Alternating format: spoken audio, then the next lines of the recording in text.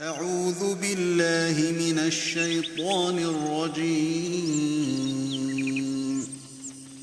قل هذه سبيلي أدعو إلى الله على بصيرة أنا ومن اتبعني وسبحان الله وما أنا من المشركين. آپ کہہ دیجئے میری راہ یہی ہے، میں اور میرے متبعین اللہ کی طرف بلا رہے ہیں پورے یقین اور اعتماد کے ساتھ، اور اللہ پاک ہے اور میں مشرکوں میں نہیں. ومن أحسن قولا ممن دعا إلى الله وعمل صالحا وقال إنني من المسلمين.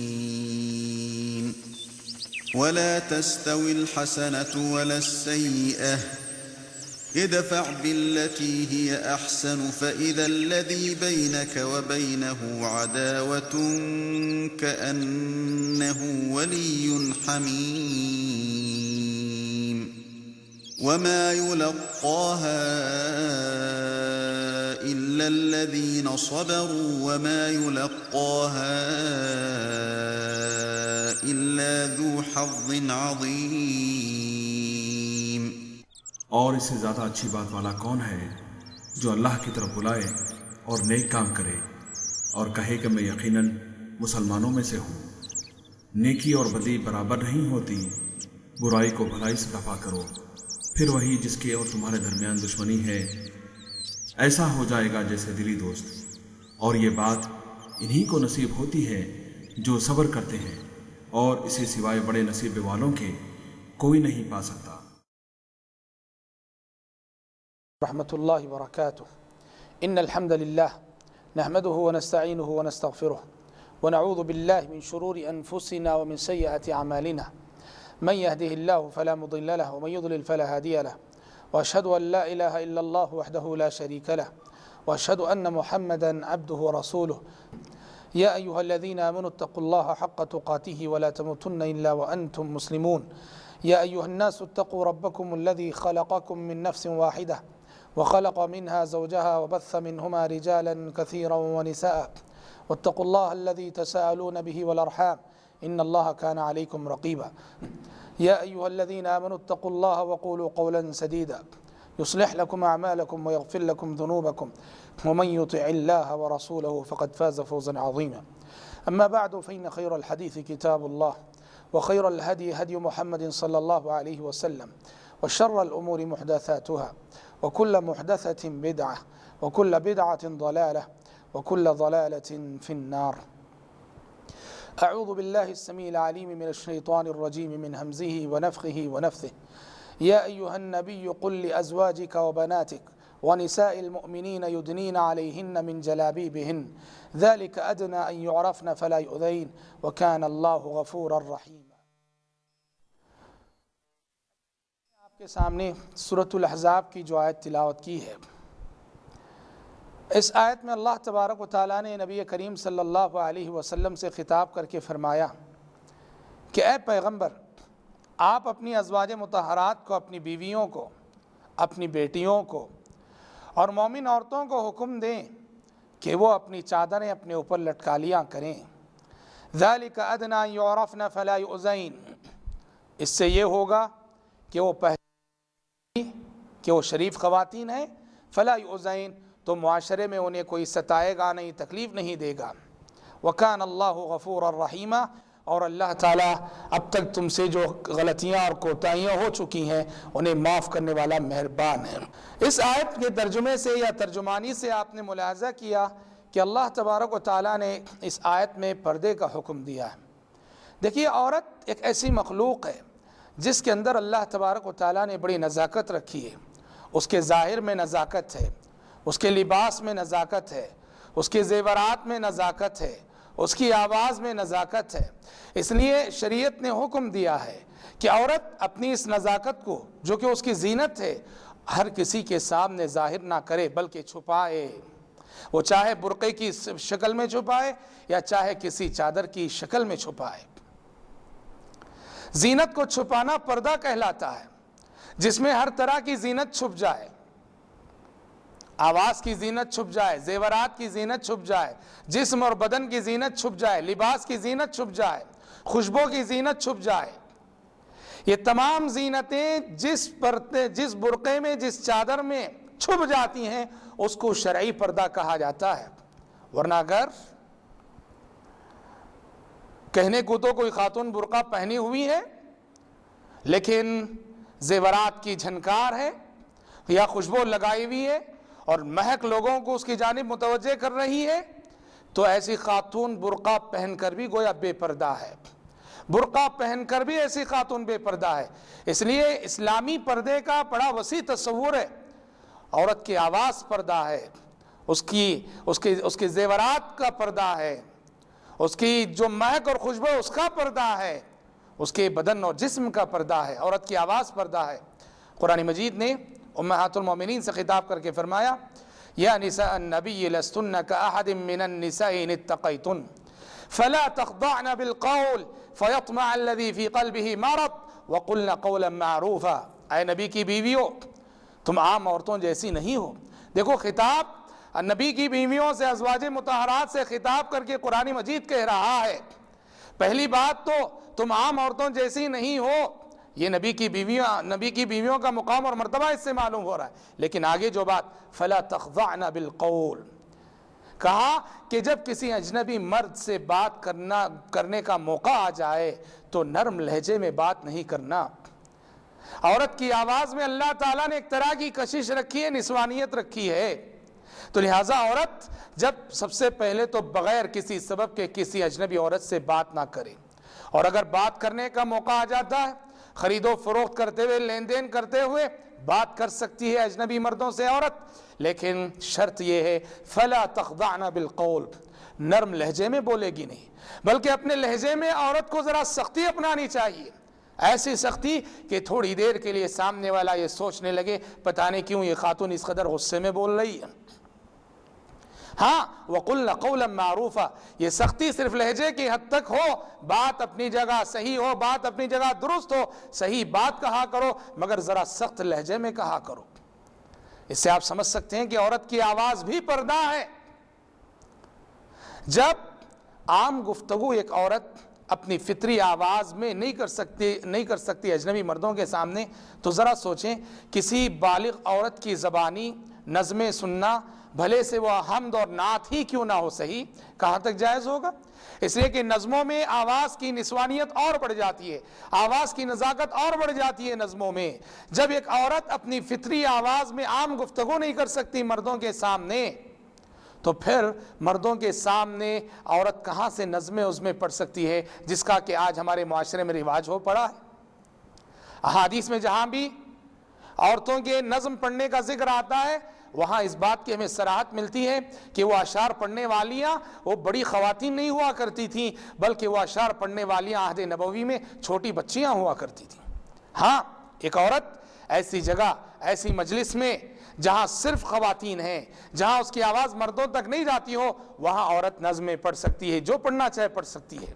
لیکن جہاں اس کی آواز مرد سن رہے ہوں، عورت کو ایسی جگہ نظم وغیرہ بالکل نہیں پڑھنا چاہیے۔ تو عورت کی آواز پردہ ہے، عورت کی زیورات کا پردہ ہے۔ عورت جو بھی زیور پہنتی ہے، اس کی جھنکار، اس کی آواز ایسی ہرگز نہیں ہونی چاہیے کہ چلتے ہوئے جس کی آواز آس پاس کے لوگوں کو اس کی جانب متوجہ کرتی ہو۔ قرآن مجید نے کہا وَلَا يَضْرِبْنَ بِأَرْجُلِهِنَّ لِيُعْلَمَ مَا يُخْفِينَ مِنْ زِينَتِهِنَّ، عورتوں کو چاہیے، خواتین کو چاہیے کہ وہ مٹک مٹک کر نہ چلیں، اپنے قدم اپنے پیر زمین پہ مار مار کے نہ چلیں، کہ اس سے وہ جو پازیب پہنی ہوئی ہیں، جو چین پہنی ہوئی ہیں، اس کی آواز اور اس کی جھنکار اور لوگوں کو اس کی جانب متوجہ کرے۔ اسی میں ایسے جوتے اور ایسے چپل بھی آ جائیں گے جو آج کل اونچی ایڑی کے چپل آتے ہیں، اور عورت جب وہ پہن کر چلتی ہے تو اس کی آواز سب لوگوں کو اس کی جانب متوجہ کرتی ہے۔ زیورات کا پردہ ہے۔ عورت کے لیے اجازت نہیں کہ وہ برقع پہن کر نکلے اور برقعے کے اندر جو ہے وہ ایسی خوشبو لگائی ہوئی ہو، ایسا پرفیوم اس نے استعمال کیا ہے کہ جس کی مہک ساری گلی کو معطر کر رہی ہو، ناجائز ہے۔ ناجائز ہے۔ احادیث میں نبی کریم صلی اللہ علیہ وسلم نے ایسی عورت کو جو گھر سے نکلتے ہوئے خوشبو لگا کے نکلتی ہے، آپ نے بدکار عورت قرار دیا ہے، آپ نے بدکار عورت قرار دیا ہے، زنا قرار دیا آپ صلی اللہ علیہ وسلم نے۔ کیوں؟ زنا ہر عضو کا ہوتا ہے، آنکھ کا بھی زنا ہوتا ہے، کان کا بھی زنا ہوتا ہے، زبان کا بھی زنا ہوتا ہے۔ تو جو عورت خوشبو لگا کر نکل رہی ہے وہ اپنی فکر کا زنا کر رہی ہے، اپنی سوچ کا زنا کر رہی ہے۔ اس لیے کہ گھر سے نکلتے ہوئے خوشبو لگا کر نکلنے کا مطلب یہ ہے، اس کی سوچ یہ ہے، اس کا ارادہ یہ ہے کہ نعوذ باللہ لوگ اس کی جانب متوجہ ہوں، اس کی مہک آزو بازو اور پڑوس کے لوگوں کو جو دیکھنے پر مجبور کرے اس کی جانب۔ اسی لیے نبی کریم صلی اللہ علیہ وسلم نے ایسی عورت کو بدکار قرار دیا ہے جو عورت گھر کی چہار دیواری میں لگائے، گھر کی چہار دیواری میں گھر کے اندر رہتے ہوئے جو خوشبو استعمال کرنا ہے کرے، اپنے والدین کے سامنے، اپنے بھائیوں کے سامنے، اپنے شوہر کے سامنے اس کی اجازت ہے، لیکن گھر سے باہر نکلتے ہوئے بھلے سے وہ مسجد جا رہی ہو یا بازار جا رہی ہو، عورت کو خوشبو سے سخت اجتناب کرنا چاہیے۔ اسی لیے حدیثوں میں فرمایا گیا ان طیب الرجال ما ظهر ريحه وخفي لونه وطيب النساء ما ظهر لونه وخفي ريحه۔ آپ صلی اللہ علیہ وسلم نے فرمایا مردوں کی خوشبو میں مہک زیادہ ہونا چاہیے اور رنگ کم ہونا چاہیے، جبکہ عورتوں کی خوشبو میں رنگ زیادہ ہونا چاہیے، مہک کم ہونا چاہیے۔ زعفران ہے، دیکھیے کتنا اچھا رنگ ہے اس میں، مگر مہک اس کے اندر کم ہوتی ہے۔ آپ نے عورتوں کو ایسی خوشبو کی تلقین کی ہے جس میں کہ رنگ زیادہ اور مہک کم ہو۔ تو پردہ اس وسیع مفہوم میں پردہ ہونا چاہیے۔ ان تمام چیزوں کا اگر کوئی پردہ کر کے نکلے تو پردہ ہے، ورنہ آج کیا صورتحال ہے؟ پردے کے نام پر آج جو برقع استعمال کیا جاتا ہے، وہ برقع خود اپنی جگہ ایک زینت بن گیا ہے۔ آج ایسے فیشنیبل برقعے آ چکے ہیں، 70-80 سالہ بوڑھی پہن کر نکلے ایسے لگتی ہے کوئی 25-30 سالہ دوشیزہ جا رہی، نعوذ باللہ۔ اور ایسے فیشنیبل برقعے نکلے ہیں کہ الامان والحفیظ، جیسے کسی شاعر نے کہا کالے برقعے کو بھی ایک فتنہ تازہ کہیے، کالے برقعے کو بھی ایک فتنہ تازہ کہیے، پردہ نہیں پردے کا جنازہ کہیے۔ آج کے برقعے ایسے ہیں کہ اس کی زینت کو چھپانے کے لیے مزید اس کے اوپر ایک اور برقع پہننا پڑے گا عورت کو، جب برقع جو کہ زینت کو چھپانے کے لیے وہ خود زینت بن جائے۔ تو لہٰذا پردے کا صحیح تصور یہ ہے کہ ایسا پردہ کرے خاتون کہ جس کی زینت، ہر طرح کی زینت چھپ جائے، شرعی پردہ اس کو کہتے ہیں۔ اب عورت کو کن لوگوں سے پردہ کرنا ہے؟ پردے کا جب بات آتی ہے تو عموماً تصور یہ ہے کہ باہر کے جو لوگ ہیں جن سے ہماری کوئی رشتہ داری نہیں، راستوں میں چلنے والے، بس اسٹینڈ میں رہنے والے، ان سے پردہ کرنا ہے۔ اور رشتہ داروں سے پردے کا تصور تھوڑی دیر کے لیے بھی ہمارے ذہنوں میں نہیں آتا ہے۔ یہ بات بالکل غلط ہے، یہ بات بالکل غلط ہے۔ عورت کن لوگوں کے سامنے آ سکتی ہے، کن لوگوں کے سامنے اپنی زینت کا اظہار کر سکتی ہے، قرآن مجید نے بتا دیا ہے۔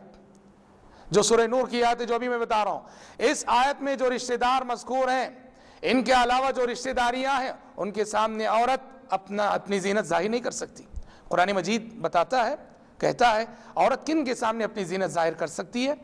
قرآن نے کہا وَلَا يُبْدِينَ زِينَتَهُنَّ، عورت اپنی زینت کو ظاہر نہ کرے مگر ان لوگوں کے سامنے، کن لوگوں کے سامنے؟ إِلَّا لِبُعُولَتِهِنَّ، شوہر کے سامنے۔ شوہر کے سامنے ہر طرح کی زینت کا اظہار جائز ہے۔ او آبائہن، اپنے باپ کے سامنے، باپ کے سامنے بھی عورت اپنی زینت ظاہر کر سکتی ہے۔ او آبائی بعولتہن، یا اپنا خسر، شوہر کا جو باپ ہوتا ہے خسر، عورت اس کے سامنے بھی بن سور کے آ سکتی ہے، اپنی زینت کا اظہار کر سکتی ہے۔ او ابنائہن، اپنے بیٹوں کے سامنے بھی عورت، بیٹے ہیں، پوتے ہیں، نواسے ہیں، ان کے سامنے بھی اپنی زینت ظاہر کر سکتی ہے، بن سور کے آ سکتی ہے۔ او ابنائی بعولتہن، شوہر کے بیٹے ہیں، یعنی اس کے شوہر کی کوئی دوسری شادی ہوئی تھی، اس سے کوئی اولاد ہے، عورت ان کے سامنے بھی، چونکہ سوتیلی اولاد ہے، ان کے سامنے بھی بن سور کے آ سکتی ہے، زینت ظاہر کر سکتی ہے۔ او اخوانہن، بھائیوں کے سامنے آ سکتی ہے۔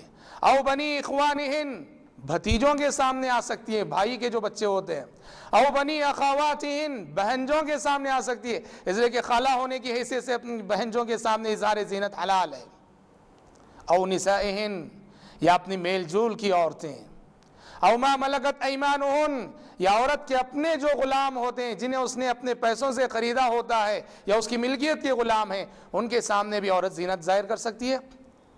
اب التابعین غیر اولی الاربۃ من الرجال، یا ایسے نوکر چاکر مرد جو شہوت نہ رکھتے ہوں، ان کے سامنے بھی عورت زینت ظاہر کر سکتی۔ مثلا کوئی مرد ہے مگر کھوسٹ بوڑھا ہے جو بڑھاپے کی انتہا کو پہنچ چکا ہے، بڑھاپے کی انتہا کو پہنچ چکا ہے، اس کے سامنے زینت کا اظہار جائز ہے۔ یا اسی طرح کوئی ایسا مرد ہے کہ جس کے اندر شہوت ہی نہیں ہے، فطری طور پر معذور ہے، مجبور ہے، ایسے مرد کے سامنے بھی عورت اظہار زینت کر سکتی ہے۔ اب الطفل الذین لم یظہروا علی عورات النساء، اسی طرح عورت، ایسے بچے سوسائٹی اور معاشرے کے جو ابھی یہ عورت کی جو خفیہ باتیں ہوتی ہیں، جنسی معاملات ہوتے ہیں، جنسی معاملات سے واقف نہ ہوئے ہوں، ایسے بچوں کے سامنے بھی عورت آ سکتی ہے۔ اس کا مطلب یہ ہوا اگر بچے ایسے ہوں جو بالغ ہونے سے پہلے نعوذ باللہ جنسی معلومات سب ان کو ہو چکے ہیں، تو ایسے بچوں کے سامنے بھی عورت کو اپنی اظہار زینت سے بچنا چاہیے۔ اس صدی کے بچے، جس صدی میں ہم اور آپ جی رہے ہیں، ہماری اس صدی کے بچے اس قدر ایڈوانس ہیں، نعوذ باللہ کمپیوٹر اور انٹرنیٹ کی وجہ سے اس قدر معلومات وہ رکھتے ہیں کہ والعیاذ باللہ ہم کیا کہیں، بس اوقات شادی شدہ جوڑے بھی ان باتوں سے واقف نہیں رہتے ہیں۔ آج زمانہ اس قدر بے حیا ہو گیا ہے، آج اس قدر عریانیت پھیل چکی ہے، تو اگر بچے ایسے ہیں کہ وہ ابھی بلوغت سے پہلے ہی وہ جنسی امور سے اچھی طرح سے واقف ہو چکے ہیں، تو عورتوں کو چاہیے ان کے سامنے بھی اظہار زینت سے بچیں۔ دیکھو یہ چند رشتہ دار ہیں، رشتہ داریاں ہیں جن کے سامنے اظہار زینت کی اجازت شریعت نے دی ہے۔ اب ان کے علاوہ جو بھی رشتہ دار ہیں، دوسری آیتوں سے معلوم ہوتا ہے ماموں اور چچا، ماموں اور چچا، ان کے سامنے بھی عورت بالکل ظاہر ہو سکتی ہے، اظہار زینت کر سکتی ہے۔ ان کے علاوہ جو رشتہ دار ہیں سب سے پردہ ہے، جن رشتہ داریوں کا اس آیت میں تذکرہ نہیں ان سب سے پردہ ہے۔ میں آپ سے پوچھتا ہوں، خالہ زاد بھائی کا ذکر ہے اس آیت میں؟ ماموں زاد بھائی کا ذکر ہے اس آیت میں؟ چچا زاد تایا زاد بھائی کا ذکر ہے اس آیت میں؟ پھوپھی زاد بھائی کا ذکر ہے اس آیت میں؟ بالکل نہیں۔ اس کا مطلب یہ ہوا کہ ان سب سے پردہ لازمی ہے۔ ایک عورت کو اپنے تایا زاد بھائی سے، چچا زاد بھائی سے، خالہ زاد بھائی سے، ماموں زاد بھائی سے، پھوپھی زاد بھائی سے سب سے شرعاً پردہ کرنا ہے۔ آج بڑے افسوس کا مقام ہے، بڑے افسوس کا مقام ہے ہمارے معاشرے میں جو جاہلی تصورات ہیں ان میں سے ایک یہ بھی، کسی سے کہا جاتا ہے اپنے چچا زاد بھائی سے پردہ کرنے یا چچا زاد بہن سے پردہ کرنے کے لیے کہا جائے، یا ماموں زاد بھائی سے پردہ کرنے کے لیے کہا جائے، ماموں زاد بہن سے پردہ کرنے کے لیے کہا جائے، سب لوگ حیرت اور استعجاب سے دیکھتے ہیں، بلکہ بسا اوقات جو شخص ایسی باتیں کرتا ہے اس کو تانے دینے لگتے ہیں، یہ تو بھائی بہن ہے، بھائی بہن ہے۔ یاد رکھنا، شریعت نے جن جن لوگوں سے پردہ کرنے کا حکم دیا ہے، اگر ان سے پردہ نہیں کیا جاتا ہے معاشرے میں بڑی اخلاقی برائیاں عام ہوں گی۔ اور خصوصاً ہمارے معاشرے میں دو رشتے ایسے ہیں جو بڑے نازک ہیں، بڑے نازک ہیں دو رشتے، اور بڑے افسوس کے ساتھ ان دو رشتوں ہی میں سب سے زیادہ بے تکلفی پائی جاتی ہے۔ ایک رشتہ ہے دیور اور بھاوج کا، جیٹ اور بھاوج کا۔ آپ صلی اللہ علیہ وسلم سے جب پوچھا گیا دیور کے بارے میں، آپ نے فرمایا الحم والموت، الحم والموت۔ آپ نے فرمایا کہ جس طرح سے موت سے ڈرا جاتا ہے عورت کو اپنے دیور سے اسی قدر ڈرنا چاہیے، الحم والموت۔ لیکن آج افسوس ہے کہ آج دیور اور بھاوج میں ہنسی مذاق چھیڑ چھاڑ سب کچھ جاری رہتا ہے، گھر کے افراد کے سامنے بھی۔ اور اسی طرح سے کون نازک رشتہ ہے ہمارے معاشرے میں؟ سالی اور بہنوئی کا، سالی اور بہنوئی۔ اور یہ ہمارے معاشرے کا مذاق دیکھو، ہمارے معاشرے میں ساس سے پردہ کرنے کا تصور پایا جاتا ہے، داماد اپنی ساس سے پردہ کرتا ہے جو 70 سالہ بوڑھی ہے، اور جو سالی ہے 20-25 سالہ، اس سے نہ صرف یہ کہ پردہ نہیں بلکہ اس سے ہنسی مذاق چھیڑ چھاڑ کھیل تماشا سب کچھ ہوتا ہے۔ جاہلی تصورات ہیں یہ سب، اور نعوذ باللہ اس میں بے احتیاطی کی وجہ سے آج ہمارے معاشرے میں ایسے کتنے واقعات نہیں ہو رہے ہیں کہ الامان والحفیظ کہ بسا اوقات ایک شخص بیک وقت اپنی نکاح میں دو سگی بہنوں کو رکھے ہوئے ہیں، والعیاذ باللہ، نسأل اللہ السلامۃ والعافیہ۔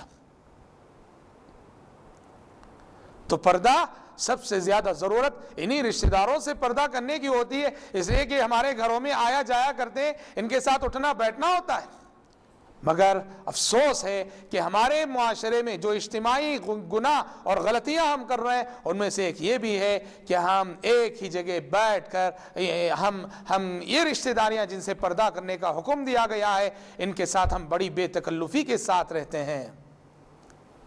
شریعت نے پردے کا ایک تقاضا یہ بھی بتایا ہے، پردے کا ایک تقاضا یہ بھی بتایا ہے کہ اختلاط نہ ہونے پائے، اختلاط نہ ہو، اجنبی مرد اور عورتوں کا اختلاط نہ ہو۔ اختلاط کا مطلب جس طرح مرد میں مل کر بیٹھتے ہیں، عورتیں عورتوں میں مل کر بیٹھتے ہیں، اس طرح مرد اور عورتیں، اجنبی مرد اجنبی عورتوں میں اختلاط کی کوئی شکل نہیں ہونی چاہیے۔ آج ہمارے گھروں میں کیا ہوتا ہے؟ ایک دسترخوان پہ بیٹھتے ہیں، کون بیٹھتے ہیں؟ دیور بھی ہے، بھاوج بھی ہے، جیٹ بھی ہے، پھوپھیزاد بہن بھی ہے، خالازاد بہن بھی ہے، ماموزاد بہن بھی ہے، سب ایک دسترخوان میں بیٹھتے ہیں۔ کیا ہے؟ سب رشتہ دار ہیں، بھائی بہن ہیں۔ یاد رکھنا یہ جاہلی تصور ہے، اسی کا نام اختلاط ہے۔ آپ صلی اللہ علیہ وسلم کے زمانے میں صحابیات رضوان اللہ علیہن جمیعات نماز میں شریک ہوا کرتی تھی۔ صحابہ کرام رضوان اللہ علیہ مجمعین کو آپ نے حکم دے رکھا تھا کہ سلام پھیرنے کے بعد تم مسجد سے واپس ہونے میں جلدی نہ کرو، اور عورتوں کو حکم تھا سلام پھیرنے کے ساتھ تم سب واپس ہو جاؤ۔ کیوں یہ حکم؟ مردوں سے کہہ رہے ہیں کہ ذرا دیر سے اٹھو، اور عورتوں سے کہا جا رہا ہے جلدی اٹھو۔ کیوں؟ تاکہ جاتے ہوئے راستے میں اختلاط نہ ہونے پائے۔ اور آج دیکھو ہر گلی کوچے میں اور بازاروں میں ہر جگہ اختلاط ہی اختلاط ہے، اختلاط سے بچنا چاہیے۔ اسی طرح پردے کا ایک تقاضا ہے، خلوت نہیں ہونی چاہیے، خلوت نہیں ہونی چاہیے۔ خلوت کا مطلب کیا ہے؟ کہ دو اجنبی مرد اور عورت، فرض کرو ایک چچازاد بھائی اپنی چچازاد بہن کے ساتھ، یا کوئی خالازاد بھائی اپنی خالازاد بہن کے ساتھ، ماموزاد بھائی ماموزاد بہن کے ساتھ، ایسے اجنبی مرد اور عورت جن سے نکاح ہو سکتا ہے، شادی جائز ہو سکتی ہے، خلوت نہیں ہونی چاہیے، یعنی کسی بند جگہ صرف ان دونوں کو نہیں رہنا چاہیے۔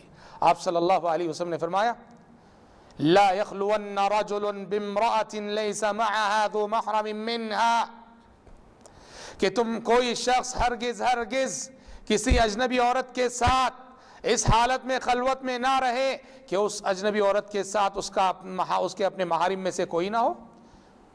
خلوت کی شکلیں کیا ہیں؟ آج دیکھو ہمارے معاشرے میں غلطی ہوتی ہے کہ بہت سارے لوگ اپنی نوجوان لڑکیوں کو، نوجوان بچیوں کو قرآن پڑھانے کے لیے ہی صحیح کسی امام کسی عالم کے حوالے کرتے ہیں۔ وہ عالم گھروں میں جاتا ہے اور بیٹھ کر پڑھاتا ہے، ایک کمرہ رہتا ہے، کمرے میں صرف وہ پڑھانے والا مدرس بیٹھا ہوا ہے اور وہ نوجوان لڑکی بیٹھی ہوئی ہے۔ مقصد نیک ہے، اور یقیناً اپنی جگہ بیچاری وہ لڑکی بھی نیک ہوگی اور یہ عالم بھی مدرس بھی اپنی جگہ نیک ہوگا، ان کی نیتوں پہ کوئی شبہ نہیں۔ لیکن شریعت کا حکم ہے کہ جہاں کہیں خلوت میں، خالی جگہ میں، تنہائی میں ایک اجنبی مرد اور ایک اجنبی عورت اکٹھا ہوں گے، آپ صلی اللہ علیہ وسلم فرماتے ہیں الا کان ثالثہما الشیطان، ایسی جگہ تیسرا جو ہے شیطان ضرور آئے گا، ان دو میں سے تیسرا جو ہے شیطان ضرور آئے گا۔ کیا مطلب؟ نعوذ باللہ، شیطان جو ہے ورغلائے گا، اکسائے گا، پھسلائے گا اور معاملہ بگڑ سکتا ہے۔ اسی لیے آپ کسی بھی مولوی صاحب، کیسے بھی مولوی صاحب ہو، ان کی عزت کریں، ان کا احترام کریں، لیکن یاد رکھنا اپنی نوجوان بچیوں کو قرآن پڑھنے کے لیے صحیح کسی کمرے میں تنہائی کے عالم میں بٹھانا نہیں۔ ہاں، آپ اگر پڑھانا چاہ رہے ہیں پردے میں بٹھا کر، ایسی صورت میں خلوت کو ختم کرو۔ آپ اپنی بچی کو پردے کے ساتھ بٹھائیں، اس کے ساتھ اس کے بھائی کو بھی بٹھا دو ساتھ میں، تاکہ خلوت نہ ہونے پائے۔ خلوت کی ایک شکل یہ بھی ہو سکتی ہے کہ کوئی خاتون کسی کار میں سفر کر رہی ہے مثلا، اور کار کے گلاس چاروں طرف سے بند ہیں، کار کا ڈرائیور ہے اور بس وہ ایک خاتون بیٹھی ہوئی ہے، خلوت ہے، یہ ناجائز ہے، یہ شرعاً۔ چاروں طرف سے گلاس بند ہیں اور کار کے اندر صرف وہ خاتون ہے اور ڈرائیور ہے، خلوت ہے، یہ ناجائز ہے۔ اسی طرح سے خلوت کی ایک شکل یہ بھی ہوتی ہے کہ کوئی ڈاکٹر ہے، کوئی لیڈی ڈاکٹر ہے، اور اس کے پاس دکھانے کے لیے ہم جاتے ہیں۔ ناجائز ہے ہمارے لیے کہ ہم اس طرح خلوت میں ہو کہ اندر صرف وہ ڈاکٹر نہیں ہو اور ہم ہوں جو مریض کی حصے سے گئے ہیں. یا معاملہ الٹا بھی ہو سکتا ہے کہ کوئی ڈاکٹر ہے اور اس کے پاس جو ہے تشخیص کے لیے گئی ہوئی کوئی لیڈی ہماری مسلمان عورتوں میں سے, اور ناجائز ہے کہ اندر صرف وہ ڈاکٹر رہے اور وہ لیڈی رہے, ناجائز ہے. سب سے پہلے کوشش تو اس بات کی کرنی چاہیے جو لیڈیز ہے وہ لیڈی ڈاکٹر ہی کے پاس جائیں, تلاش کر کے ہی صحیح, اور جو جینٹس ہیں وہ جینٹس ڈاکٹر کے پاس ہی جائیں, تلاش کر کے ہی صحیح. اور کبھی کبھی حالات ایسے ہوتے ہیں جانا پڑ جاتا ہے, مجبوری کی صورتحال ہوتی ہے, وہاں اس بات کا خیال رکھنا چاہیے کہ خلوت نہ ہونے پائے, خلوت نہ ہونے پائے, اس بات کا خیال رکھنا چاہیے. اسی طرح سے معاشرے میں خلوت کی جو شکلیں ہیں ان میں سے ایک شکل یہ بھی, مثلا آپ لفٹ میں مثلا چڑھنا چاہ رہے ہیں, آپ مثلا لفٹ میں چڑھنا چاہ رہے ہیں, آپ نے دیکھا لفٹ کا دروازہ جیسے ہی کھلا صرف ایک لیڈی ہے لفٹ کے اندر, صرف ایک خاتون کھڑی ہوئی ہے, ایسے میں ہم بھی چلے جائیں, ایسے میں خلوت ہو جائے گی, ناجائز ہے. تو لہٰذا نبی کریم صلی اللہ علیہ وسلم نے پردے کا ایک اہم تقاضا یہ بتایا ہے کہ کسی اجنبی مرد اور عورت کی خلوت نہیں ہونی چاہیے. ایسا نہیں ہونا چاہیے کہ کسی مقام پر تنہائی میں یہ صرف دو ہوں, اس لیے کہ اس سے شیطان دخل اندازی کرے گا, شیطان ان راستوں سے چور راستوں سے داخل ہوگا. آج بڑے افسوس کے ساتھ کہنا پڑتا ہے یہ بے حجابی کا فتنہ, بے پردگی کا فتنہ, یہ عریانیت کا فتنہ, یہ ننگے پن کا فتنہ عام ہو رہا ہے. حیا رخصت ہو رہی ہے, شرم رخصت ہو رہی ہے. ہماری لڑکیاں نعوذ باللہ ثم نعوذ باللہ بے پردگی میں فخر محسوس کر رہی ہیں. یہ دراصل گھر کا جو ذمہ دار ہوتا ہے, گھر کا جو سرپرست ہوتا ہے, اس کی غیر ذمہ دارانہ تربیت کا نتیجہ ہے. یاد رکھنا, اسی گھر کی خواتین بے پردہ ہوتی ہیں جس گھر کا مرد ڈھیلا ہو, جس گھر کا مرد بے شرم ہو, جس گھر کا سرپرست بے حیا ہو, جس گھر کا مرد مضبوط ہو, جس گھر کا سرپرست دیندار ہو, ذمہ دار ہو, اس گھر کی خواتین کبھی بے حیا نہیں ہو سکتی, بے پردہ نہیں ہو سکتی. اکبر الہ آبادی نے کیا ہی خوب کہا, بے پردہ کل جو آئی نظر چند بیبیاں, بے پردہ کل جو آئی نظر چند بیبیاں, اکبر زمین میں غیرت قومی سے گڑ گیا, پوچھا جو ان سے آپ کا پردہ وہ کیا ہوا, کہنے لگیں کہ عقل پہ مردوں کی پڑ گیا. تو آج معاشرے میں جو عریانیت اور بے پردگی پھیلی ہوئی ہے اس کے کافی حد تک ذمہ دار ہم مرد ہیں. بھائی ہونے کی حیثیت سے میں ذمہ دار ہوں اگر میری بہن بے پردہ نکلتی ہے, شوہر ہونے کی حیثیت سے میں ذمہ دار ہوں اگر میری بیوی بے پردہ نکلتی ہے, باپ ہونے کی حیثیت سے میں ذمہ دار ہوں اگر میری بیٹی بے پردہ نکلتی ہے. نہ صرف ذمہ دار بلکہ ہم سب گنہگار بھی ہیں. ہماری بہنیں, ہماری مائیں, ہماری بیویاں بے پردگی کا اظہار کرتی ہیں, بے پردہ ہو کے نکلتی ہیں, تو ان کے گناہ میں یقیناً ہم بھی ان کے ساتھ شریک ہوں گے. آج یقیناً بہت بڑا چیلنج ہے اہل ایمان کے لیے, مومن خواتین کے لیے, ایسے کہ آج کلچر کے نام پر, تہذیب کے نام پر عورت کو گھر کی چار دیواری سے باہر نکالا جا رہا ہے, تعلیم کے نام پر, ایجوکیشن کے نام پر, اور زندگی کے ہر شعبے میں عورت کو مرد کے دوش بدوش قدم بقدم ملا کے لاکھڑا کیا جا رہا ہے. ایسے میں بہت بڑا چیلنج ہے, بہت بڑا چیلنج ہے. یہ چیلنج مومن عورتوں کے لیے بھی ہے اور یہ چیلنج مومن مردوں کے لیے بھی ہے. مومن عورتوں کے لیے چیلنج ہے اپنی عزت و ناموس کی حفاظت کریں, اور آزادی نسواں کے جو جھوٹے پروپگنڈے ہو رہے ہیں, حقوق نسواں کی جو تنظیمیں بن رہی ہیں, ان کے جھوٹے مکر و فریب سے اپنے آپ کو بچائے رکھیں ہماری مومن خواتین. اور مردوں کے لیے بھی بہت بڑا چیلنج ہے. آج ہر قدم جدھر جاؤ ادھر عورت ہی عورت, ہر ریسپشن میں جاؤ عورت, بس میں ٹکٹ لینے کے لیے کنڈکٹر عورت, ہر گلی کوچے میں عورت, ہر جگہ عورت.